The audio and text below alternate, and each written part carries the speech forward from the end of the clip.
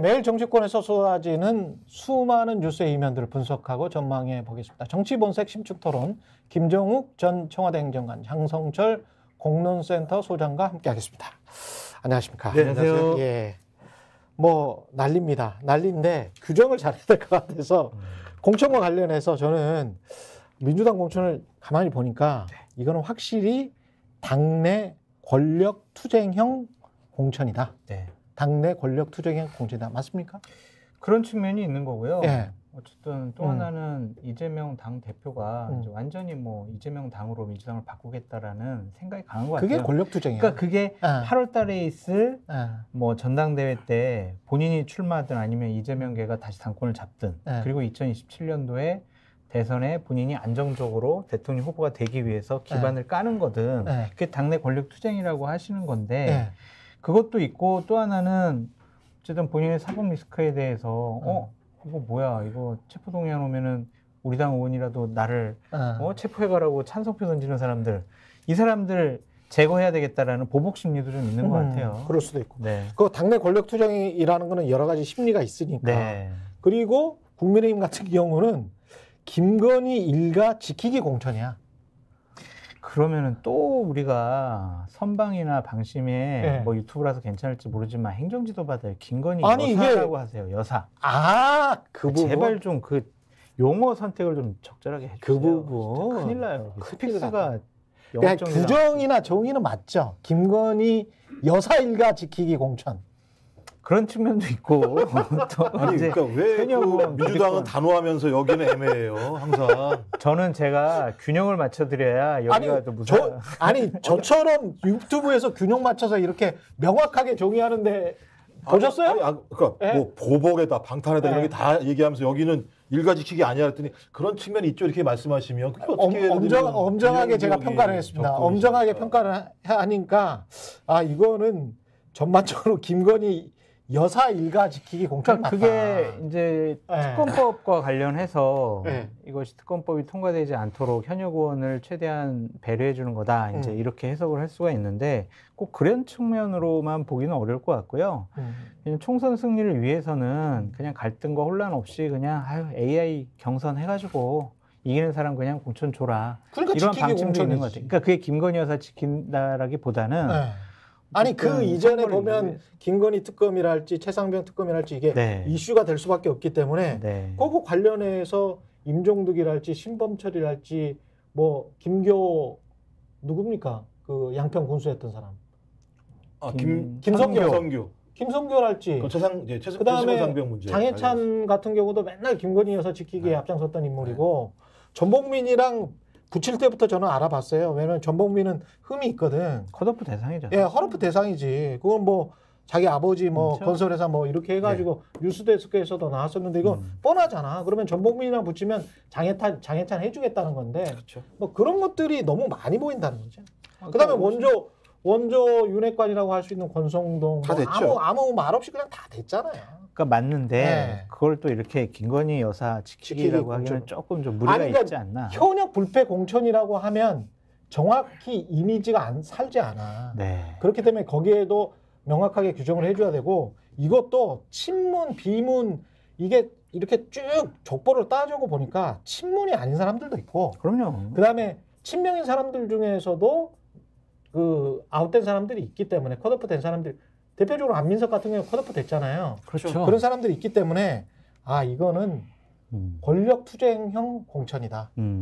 이렇게 정의하는 게 맞습니다. 그러니까 일단 정의를 잘해야 돼요. 김사공천이라고 얘기하는 거니까 김건희 여사 제가 다 붙이기 플레임 붙이기 싫어가지고 김사공천이라고 얘기를 하는데 김사공천. 시험 때 핵심적으로 문제가 될 만한 분들은 다 단수공천 해버렸잖아요. 그러니까 청와대 그러니까 청와대가 아니죠. 용산의 핵심적인 비서관들 다 좋은데 단수를 꽂았죠. 그다음에 문제가 될 만한 친일 핵심 의원들 다 대부분 단수를 꽂았죠. 그러니까 장제원 의원 한 명 불출마 선언하고 난 다음에 대부분 다 단수 공천이 된 상황이기 때문에 누가 뭐라고 하더라도 말씀하신 건 잡음에 왜 없어야 되는가. 그러니까 잡음의 원천이 어딘가. 잡음의 원천은 누가 뭐라고 얘기해도 김건희 여사 특검법일 수밖에 없는 측면이 분명히 있기 때문에 그렇게 이번 공천은 성격을 규정질 수밖에 없다. 그리고 말씀하신 신범철, 임성근 임종득 이런 사람들 같은 경우는 최수건 상병 문제죠. 그러니까 한 사람은 대통령 부인, 또 하나의 문제는 대통령 본인. 이 두 가지 문제가 걸려있는 부분과 관련해서 제가 볼 때는 나름대로 가이드라인이 정확히 잡혀 있었겠죠. 그렇게 관련해서. 이제 프레임과 규정을 하고 싶겠지만 저는 국민의힘 공천 자체를 현재까지는 상대적으로. 아니, 그러니까 이건 상대평가잖아요. 야, 이게 지금 상대평가인데, 네. 자, 한쪽에서는 네. 권력 아부형 권력을 지키기 위한 공천이었고, 그 권력에 관해서 국민들의 60% 안팎이, 야, 뭐 저래? 제대로 못해? 집권여당 좀 견제를 해야지. 이렇게 했는데, 그걸 집권여당이 기대를 하지 마시라니까요. 그러니까 집권여당이 기대할 다 수가 딸랑딸랑 위주의 공천을 해놓고 딸랑딸랑 공천이라고 바꿀까? 딸랑딸랑 공천을 해놓고 이쪽은 권력 투쟁형 공천이 맞아. 그러면 이거는 당내 문제야.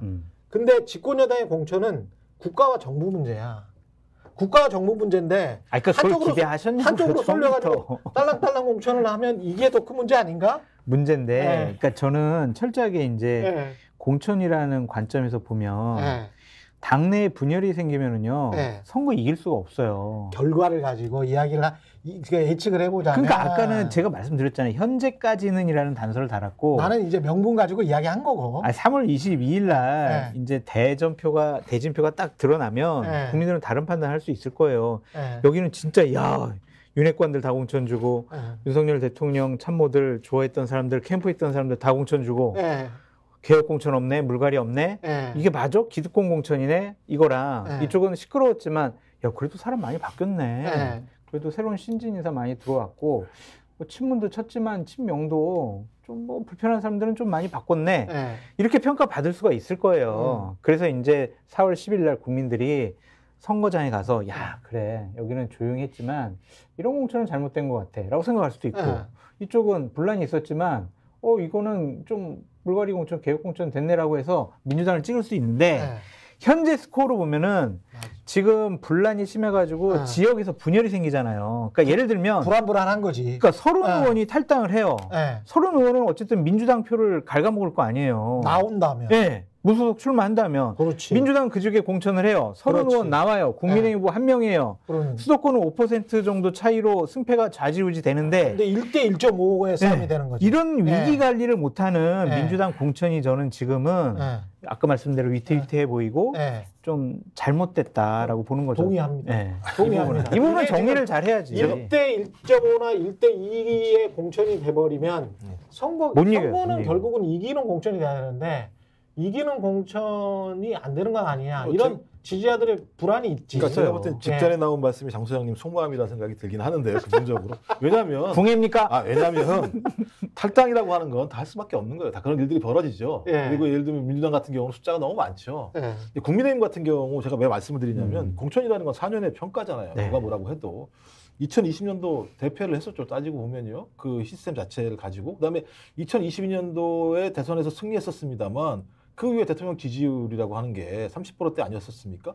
그럼 집권 여당이라고 하는 것이 국민들에게 신뢰받지 못했던 측면이 분명히 있는 거잖아요. 거기다 평가잖아요. 근데 아무도 안 바꾼다라고 얘기하는 건 본인 스스로가 국민들은 부정적인 평가를 했는데 자신들은 아무런 잘못이 없다라고 얘기하는 거잖아요. 그럼 이건 매우 문제가 있는 거죠. 그럼 예를 들면 민주당도 역으로 따지고 보면 저 거의 180석에 준하는 의석을 줬음에도 불구하고 대선에서 패배했죠. 니들 뭐 했어? 그렇죠. 아무것도 한 게 없는 상황에서 이 사람들을 그대로 주고 매치업을 할 수 없다라고 하는 판단이 있는 거고 그럼 어떤 형태로든지 공천 갈등은 이미 예상된 거다. 근데 이 예상이요 쉽지 않았던 게 뭐냐면 지금 민주당 체제는 그냥 2020년 체제가 아니에요. 2012년, 2016년, 2020년 체제예요, 실제로. 그러니까 대부분 친문 중심의 공천이 12년 동안 유지해왔던 측면이 강해요. 근데 이 문제와 관련해서 새로운 사람들이 들어와야 혁신이 되는 건데 그렇다면 이 12년 체제에서 혜택을 누렸던 사람들이 쉽게 나갈 거냐? 저는 그 하나의 사례가 30 의원이라고 생각하는 거예요. 오선하셨잖아요, 여기서. 오선하셨음에도 불구하고 본인이 뭔 잘못했냐. 2년 동안 30의원이 뭘 하셨습니까? 따지고 보면. 건강한 비판은 저는 유의미하다고 생각이 들지만 당대표를 쥐락펴락하려고 했던 측면들이 분명히 있잖아요. 근데 거기에 대해서 예를 들면 의원들의 평가가 나와서 본인이 하위 10%가 됐는데 그 평가 자체가 의도적으로 무엇인가 기획된 것처럼 얘기하면 전 증거는 제기를 해야죠. 증거가 있나요?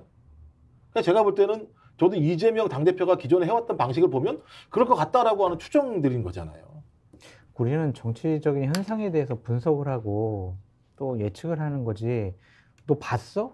너 그 자료 봤어? 이렇게 얘기하면 할 말은 없다라고 말씀을 드리고, 어쨌든 지금 민주당의 공천은 분란과 갈등이 좀 심해지는 측면이 있고, 최경영 앵커님 말씀하신 것처럼 향후의 당권, 대권을 위한 당내 권력 투쟁의 일환으로 있어서 경쟁자들은 다 내보내. 이러한 분위기도 있고 모습을 보이니까 그런 이미지 자체가 과연 선거에 도움이 될 것이냐라는 부분에 대해서는 좀 생각을 해봐야 될 것 같고요. 스픽스는 말하는 언론입니다. 대세는 유튜브, 그중에서 스픽스. 좋아요, 댓글, 구독, 알림 설정.